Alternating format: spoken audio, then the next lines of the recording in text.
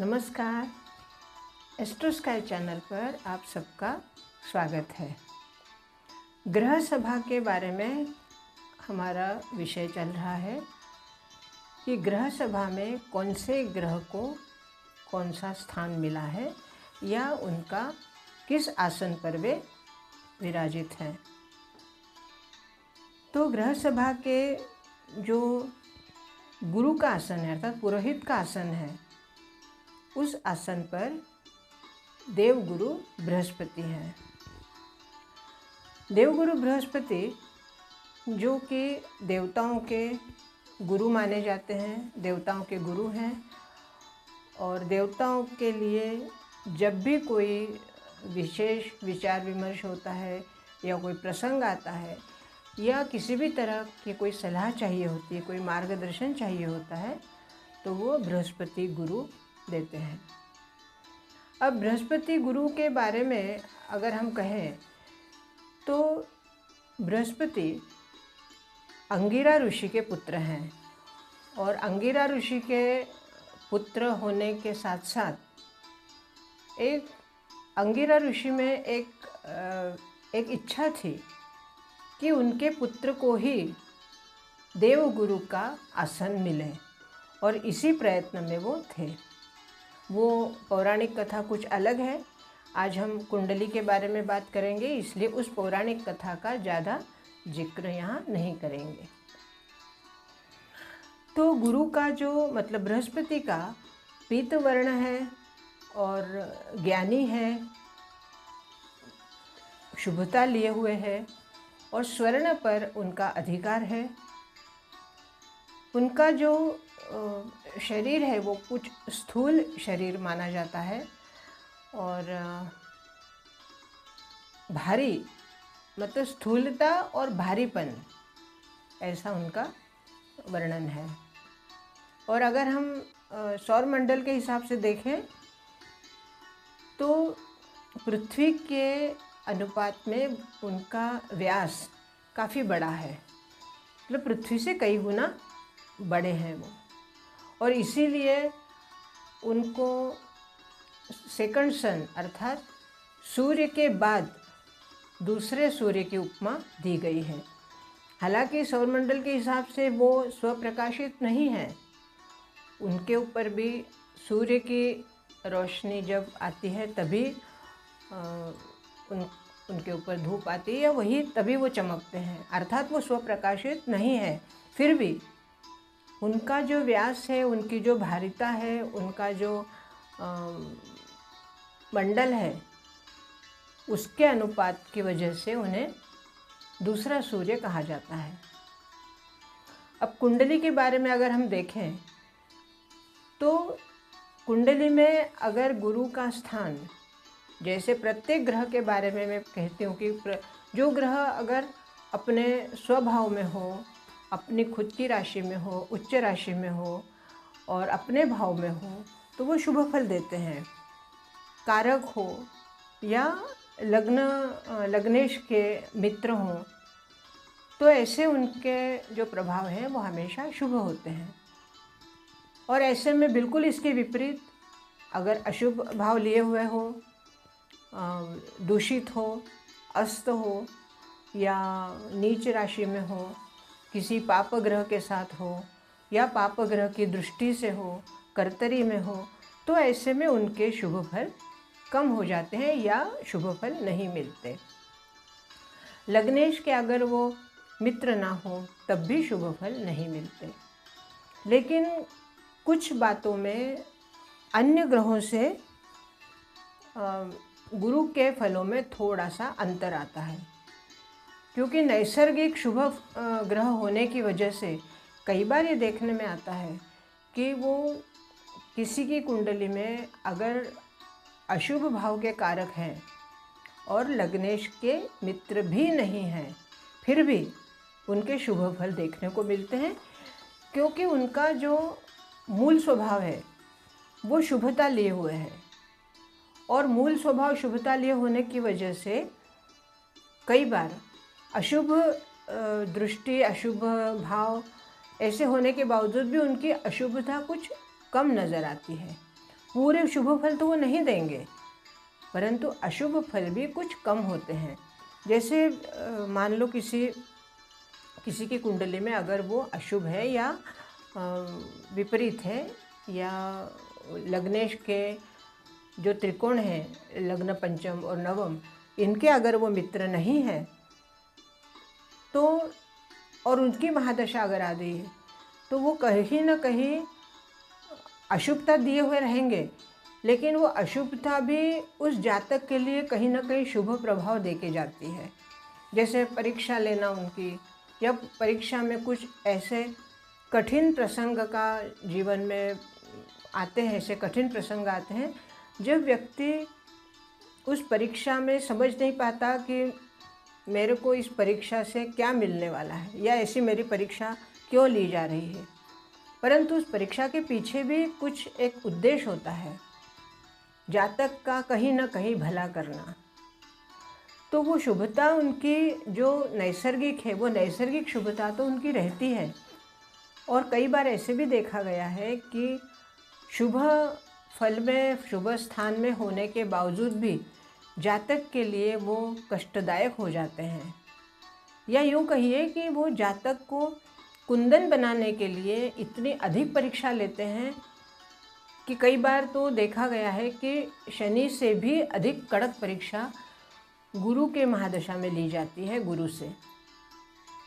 तो वो यही है कि क्योंकि वो स्वर्ण के ऊपर उनका अधिकार है, तो जिस तरह स्वर्ण को बार बार तपाकर उसमें उसको प्योरीफाई किया जाता है, बार बार तपाकर उसमें से जो उसमें जो मिलावट है या उसकी शुद्धता को और अधिक विशुद्ध बनाया जाता है, कुंदन बनाया जाता है, वो इसीलिए कि वो उसमें निखार आ जाए। उस जातक में निखार लाने के लिए वो बार बार जातक की परीक्षा लेते हैं, और परीक्षा भी जिसको हम अग्नि परीक्षा भी कह सकते हैं।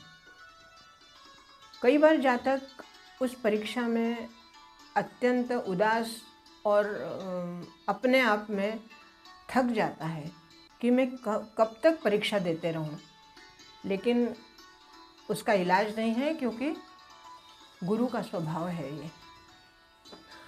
अब जैसे हम गुरु के गुणों के बारे में बात करें, तो गुरु का जो गुण है वो ज्ञान का गुण है सबसे पहला।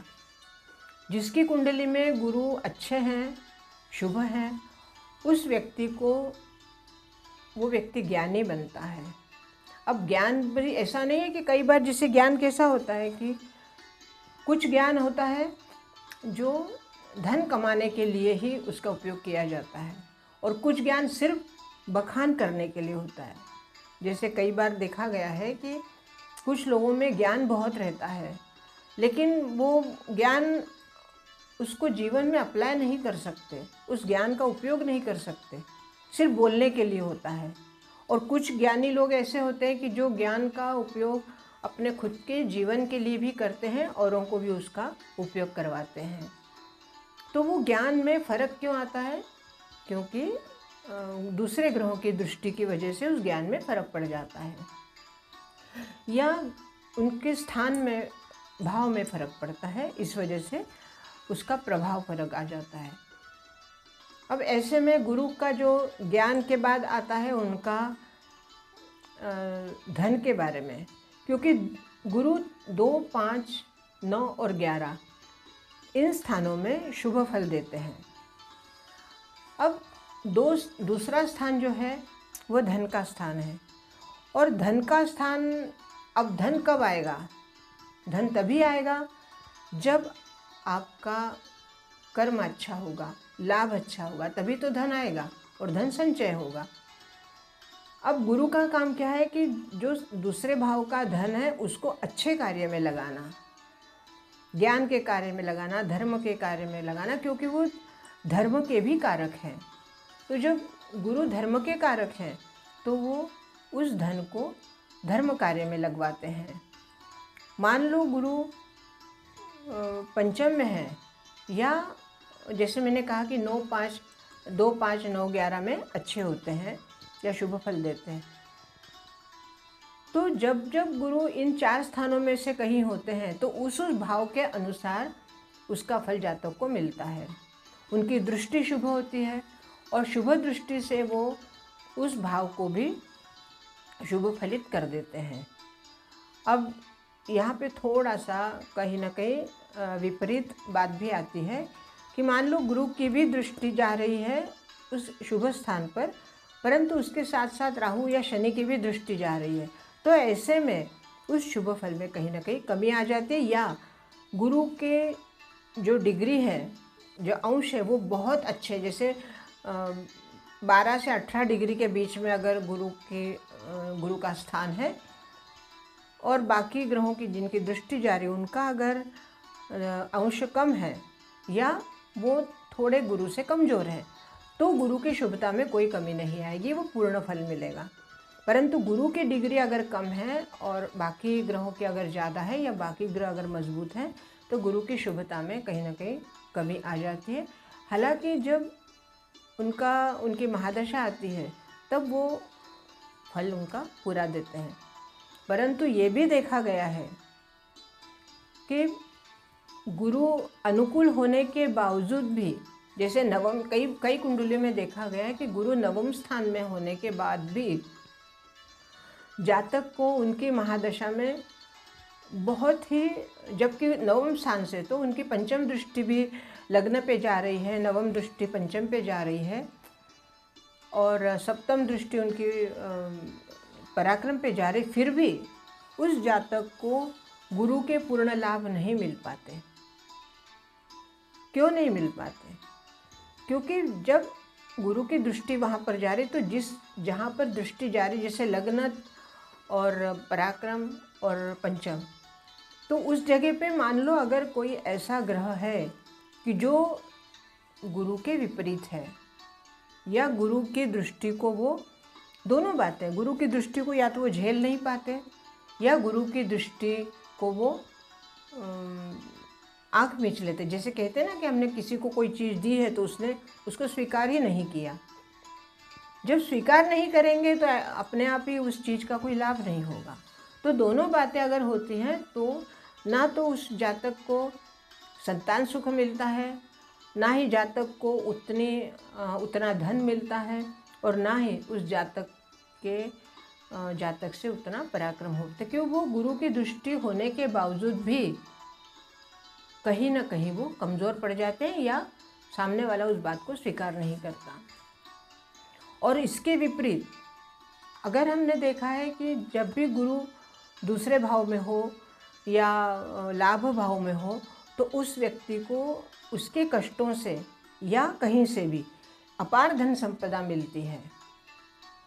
तो धन के लिए भी गुरु का विशेष महत्व होता है। विद्या, ज्ञान, धन, मान सम्मान, पद प्रतिष्ठा और लोगों में आदर, ये सारी चीज़ें मिलती हैं। और अगर गुरु कहीं आपकी कुंडली में नीच हैं या गुरु का अस्त हैं, तो ये बातें उस व्यक्ति में कहीं ना कहीं मौजूद तो होती हैं, परंतु उन बातों का वो प्रोपोगंडा ज़्यादा करता है या उन बातों का दिखावा ज़्यादा करता है। उतना ज्ञान नहीं होगा लेकिन ज्ञानी है ऐसा वो दिखावा करता है। जैसे उसको बहुत थोड़ा सा ज्ञान होगा लेकिन उसका व्यवहार, उसकी बोलचाल, उसका जो दिखावापन है वो इतना अधिक होगा कि सामने वाला उसको देखकर प्रभावित हो जाएगा कि अरे तो बहुत बड़ा ज्ञानी पंडित व्यक्ति है, बहुत बड़ा ज्ञानी है, लेकिन वास्तव में वो ज्ञानी नहीं होता। ये गुरु का ऐसा प्रदर्शन है, क्योंकि वो गुरु नीच होने की वजह से या गुरु अस्त होने की वजह से वो गुरु के कुछ गुण तो हैं परंतु गुणों का वो पूरा उपयोग नहीं कर पाते, तो नकारात्मक की तरफ चला जाता है। और कई बार यहाँ ये भी होता है कि जब इस तरह के गुरु होते हैं तो व्यक्ति का हर जगह अपमान होता है। वो उस लायक होने के बावजूद भी अपमान होता है या उनका आदर नहीं किया जाता या उनको उनके पीठ पीछे कुछ उनके लिए कुछ अपशब्द बोले जाते हैं। ये गुरु का कुप्रभाव है। अब वही बात आती है कि हम प्रत्येक ग्रह के बारे में कितना बोले और कितना नहीं बोले, क्योंकि ये ऐसा शास्त्र है कि जिसके बारे में जितना भी कहे उतना कम है। और अभी बहुत ही संक्षेप में मैं बता रही हूँ। कभी अवसर मिला और आगे कुछ ऐसे वीडियो बने कि जो प्रत्येक ग्रह का पूर्ण विस्तार से, एक एक ग्रह को पूर्ण विस्तार के साथ बता सकूं। फ़िलहाल आज के लिए इतना ही। इसके बारे में अगर आपके मन में कोई प्रश्न हो, कोई शंका हो या किसी भी तरह का कोई सुझाव हो तो आप व्हाट्सएप करिए या कमेंट्स में लिखें। बहुत बहुत धन्यवाद।